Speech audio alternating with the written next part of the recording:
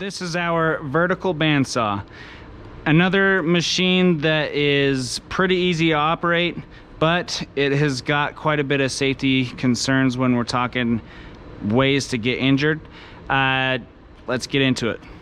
First would be, if anyone is up here using this machine, I don't want anybody to be resting, leaning, or putting their hands anywhere on this machine, only the person operating it. We've got a blade shear right here, and I've had kids have really close calls where they'll rest here and someone will accidentally come in and hit that. And this thing is sharp enough to cut blades. It'll definitely cut your fingers. The other issue with this is, and the reason this is the most dangerous tool as far as machine goes in our shop, is because the amount of exposed blade. Okay, this one can really hurt you if you're not paying attention.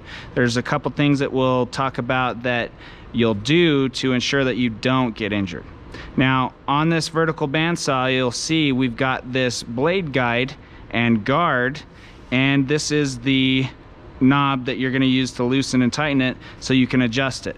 You want this blade guard to be as close to the material as you can get it and still make a cut.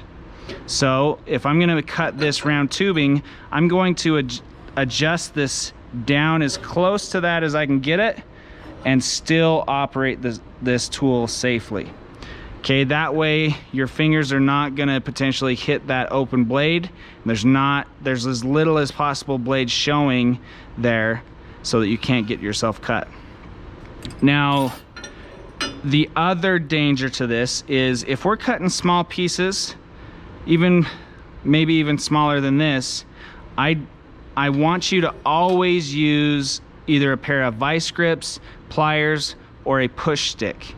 Okay, something like this where you can keep your fingers on either side. This one still would make me pretty nervous, but anything smaller, you're gonna use a push stick or a vice or a pair of pliers so that you don't get your fingers anywhere near that blade.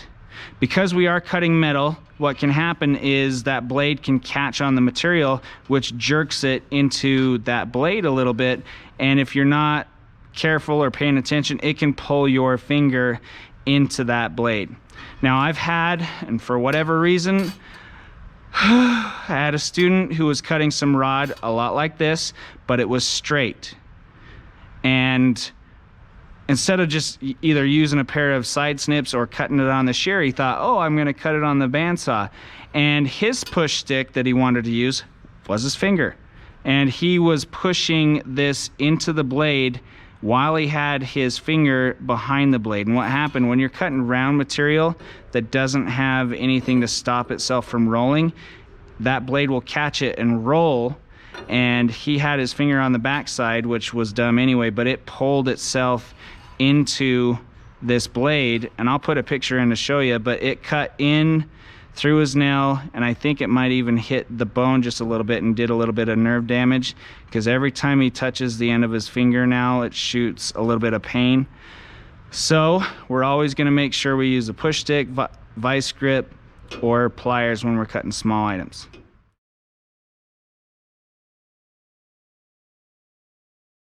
To operate it, it's just got to start and stop. Now, if we're cutting this round tubing, we're going to use good pressure on both sides of this.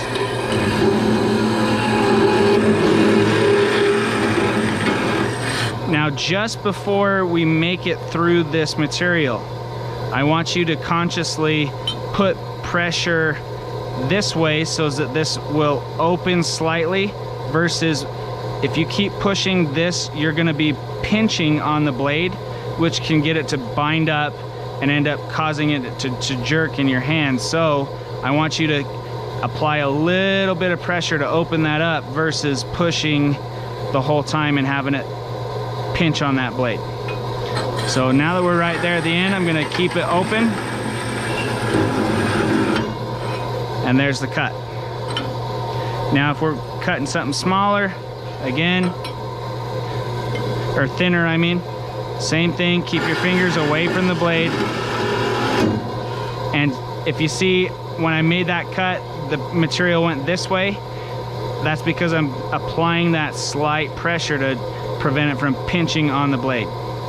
Now, one of the dangers of this is when you do make it through, because it does acquire a little bit of pressure to push that material through, that's where you can get hurt, is when you're finishing the cut. Usually it's not when you start the cut. When you finish, you'll slide a little bit quicker, and if you're not paying attention to how much pressure you're using, you could force your hand and slide it right into that blade, and that's how you could get hurt. This does have a grinder and a way to repair blades. We don't need to get into that. That's for me if that ends up happening. You can adjust the speed on this. It's got a handful of different gears.